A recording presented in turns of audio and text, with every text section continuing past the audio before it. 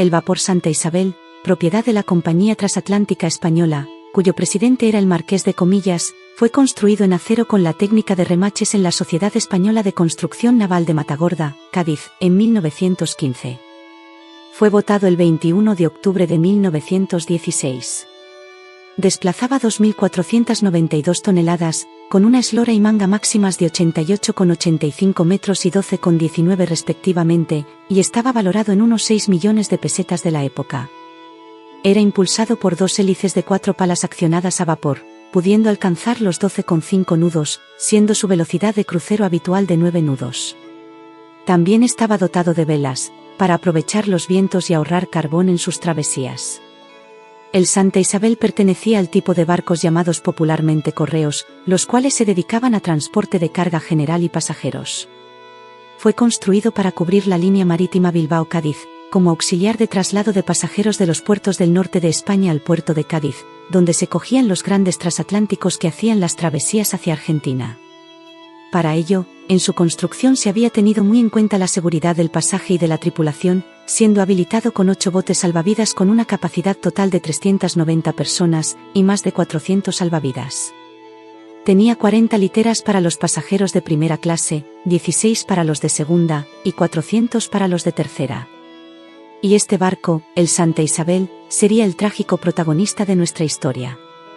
Lo que parecía ser otro viaje más por las tranquilas aguas de la ría de Arousa, pronto se transformaría en una pesadilla.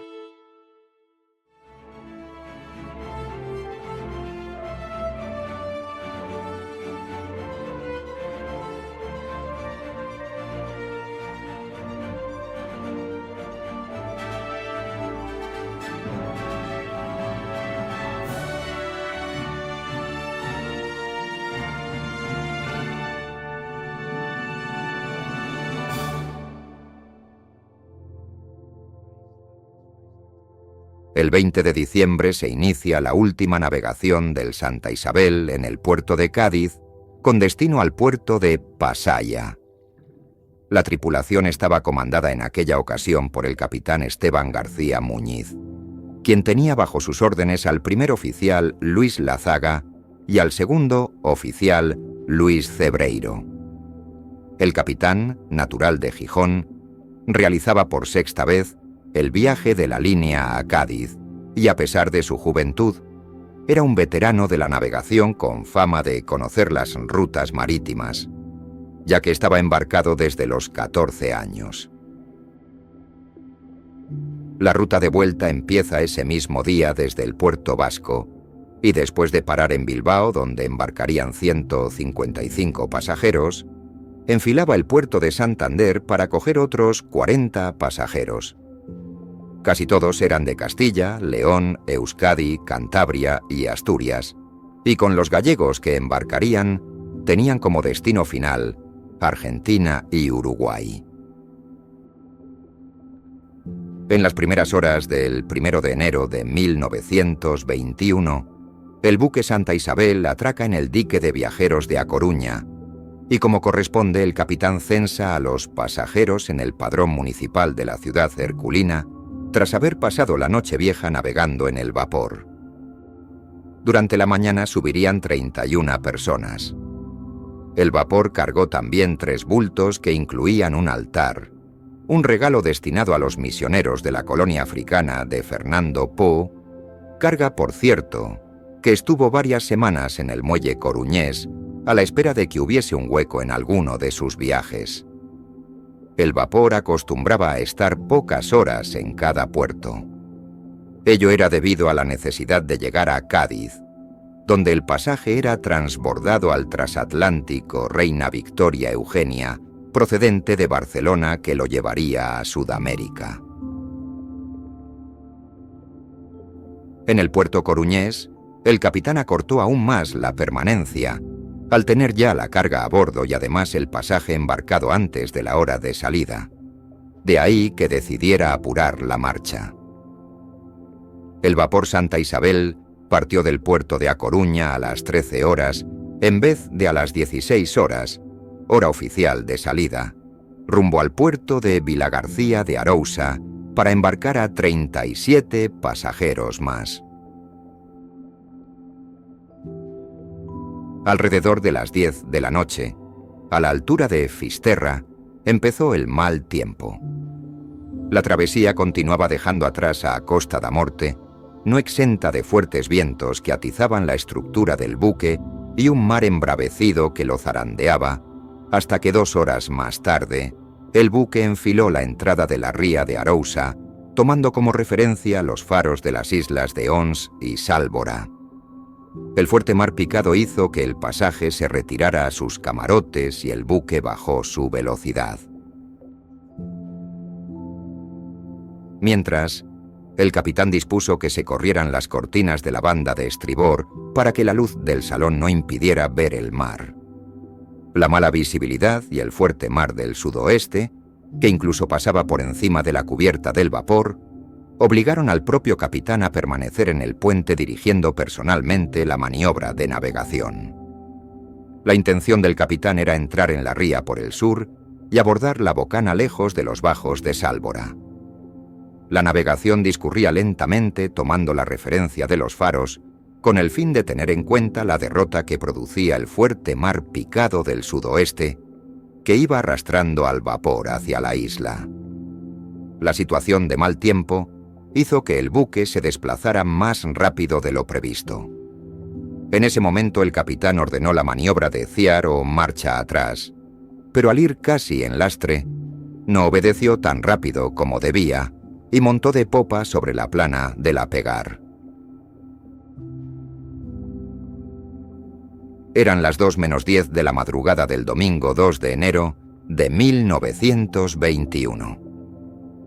El vapor Santa Isabel quedó encallado y se abrieron 3 hendiduras por la banda de estribor, por las que comenzó a entrar agua.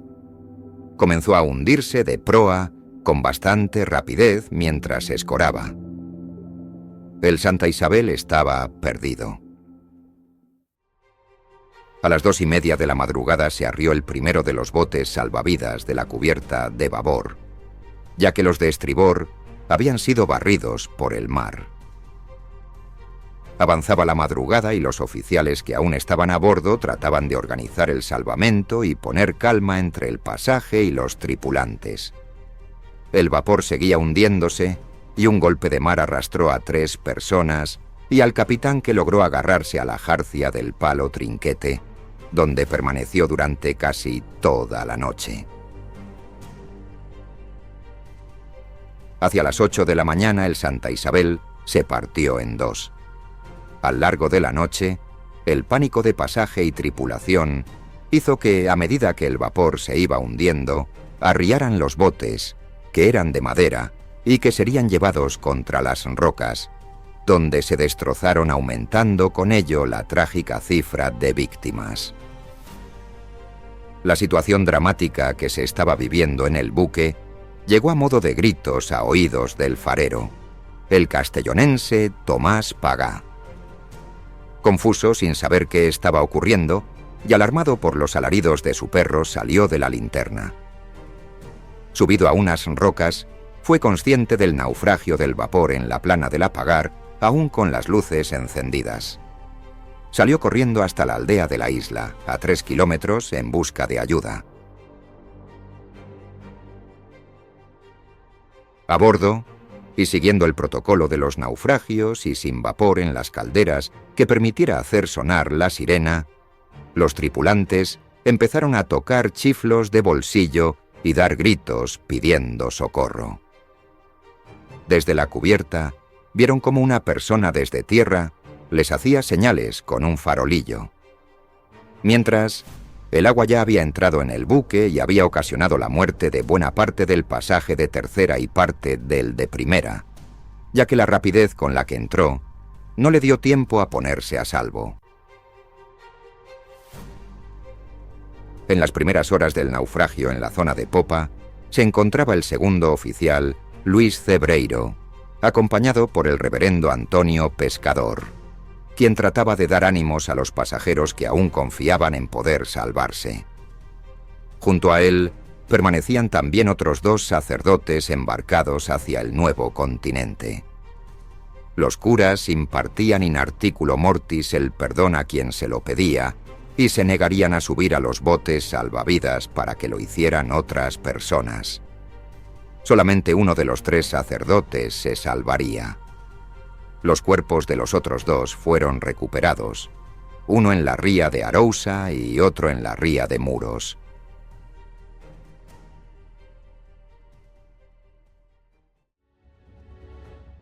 El número de víctimas mortales sería mayor si no fuera por la intervención del segundo oficial, don Luis Cebreiro, que evitó que murieran más personas al retener a bordo del bote número 8 a casi 20 pasajeros y tripulantes, evitando que fueran contra las rocas, como había ocurrido con los otros botes que, por la prisa de salir del vapor, fueron lanzados contra los bajos de la isla.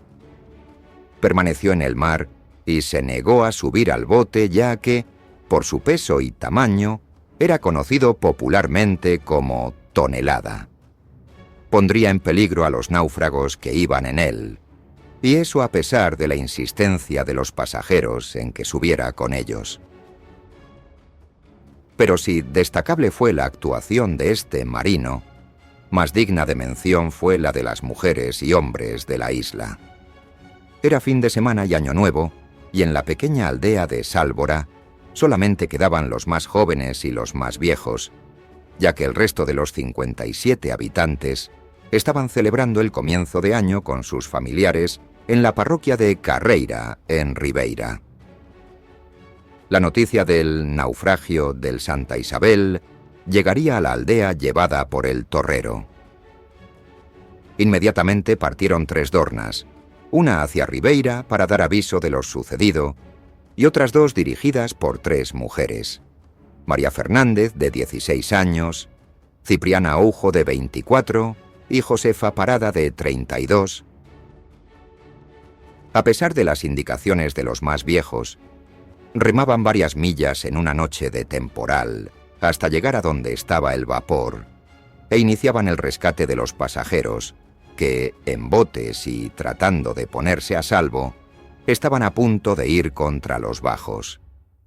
Mientras desde tierra serían ayudados por varios residentes de la aldea, labor que les fue reconocida con la entrega de la Medalla de Salvamento Marítimo otorgada por el Consejo de Estado, condecoración que recibirían también la tripulación del vapor que llegó en primer lugar al rescate, el Rosiña.